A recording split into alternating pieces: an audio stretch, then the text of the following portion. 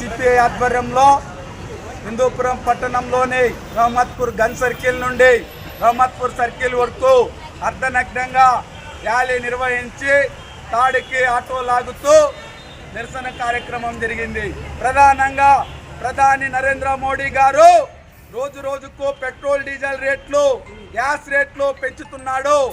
ఏదైతే 5 రాష్ట్రాల ఎన్నికలు అయిపోయిన వెంటనే ఈ దేశంలో ఉన్నటువంటి ప్రజలకి పెట్రోల్ డీజిల్ గ్యాస్ రేట్లు పెంచి కానుకిచ్చాడు. ఏదైతే ఇప్పుడు పెట్రోల్ డీజిల్ వాడొద్దండి, నడుచుకొని వెళ్ళండి అని చెప్పి ఉచిత సలహాలు ఇస్తున్నటువంటి నరేంద్ర మోడీ గారు భవిష్యత్తులో బట్టలు కూడా వేసుకోవద్దండి అని ఉచిత సలహాలు ఇస్తాడనేటటువంటి ఉద్దేశంతోనే భారత కమ్యూనిస్ట్ పార్టీ సిపిఐ ఆధ్వర్యంలో ఈరోజు అర్ధనగ్నంగా ఏదైతే ఆకులు కట్టుకొని నిరసన వ్యక్తం చేస్తున్నాం. నరేంద్ర మోడీ గారు కార్పొరేట్ కంపెనీలైనటువంటి అదానీ అంబానీ కంపెనీలకి దేశ ప్రజల యొక్క సొమ్మును దారాదత్తం చేయడానికి సామాన్యుల పైన పెట్రోల్ రూపంలో, డీజిల్ రూపంలో, గ్యాస్ రూపంలో, అలాగే ఈరోజు నిత్యావసర ధరలను విపరీతంగా పెంచుతూ వారికి మేలు చేస్తున్నాడు తప్ప దేశంలో ఉన్నటువంటి ప్రజలకి ఏమాత్రం ఈ నరేంద్ర మోడీ ప్రధాని వల్ల ఉపయోగం లేదని చెప్పి ఈరోజు గట్టిగా చెప్పదలుచుకుంటున్నాం.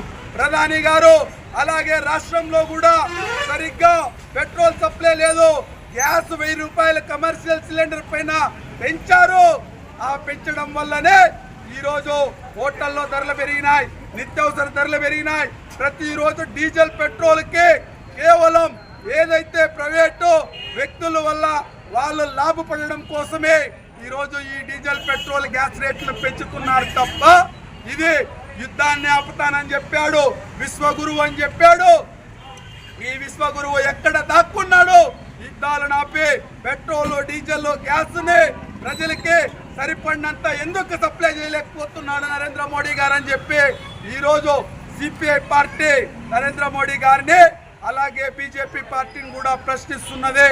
అలాగే రాష్ట్రంలో ఉన్నటువంటి కూటమి ప్రభుత్వం నరేంద్ర మోడీ గారికి కాళ్ళు వస్తే ఏజెంట్లా మారిపోయినారు. పవన్, బాబు, జగన్ ముగ్గురు వీళ్ళంతా కూడా నరేంద్ర మోడీకి వ్యతిరేకంగా ఒక్క మాట కూడా మాట్లాడతాం లేదు. ప్రజలపైన భారం వేస్తా అంటే ఏసీ రూముల్లో కూర్చొని ఈరోజు ఉచిత సలహాలు ఇవ్వడం కాదు, దమ్ముంటే ప్రజలకి మెరుగైనటువంటి ఏదైతే పెట్రోల్, డీజిల్, గ్యాస్ ని అందుబాటులోకి తేవండి, ఏదైతే పెంచినటువంటి రేట్లను తగ్గించాలని చెప్పి ఈరోజు